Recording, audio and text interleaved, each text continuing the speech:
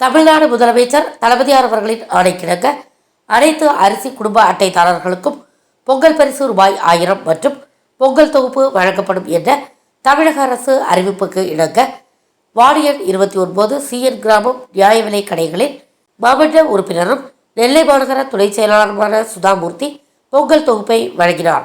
உடன் 29வது வார்டு பிரதிநிதிகள் வேல்ராஜா, சுப்பையா, அபரானந்தம், வேம்பு மற்றும் கழக நிர்வாகிகள் இருந்தனர்.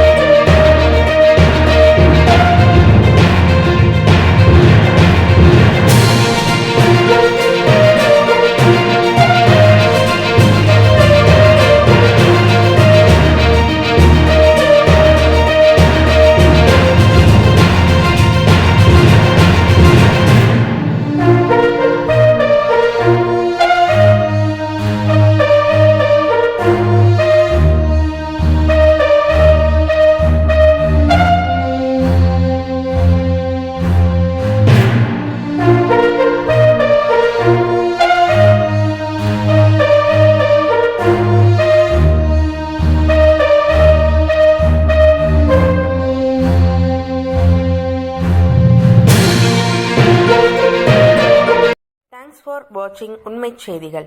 நெல்லை செய்திகளை உடனுக்குடன் தெரிந்து கொள்ள சேனலை சப்ஸ்கிரைப் பண்ணுங்க, லைக் பண்ணுங்க, ஷேர் பண்ணுங்க.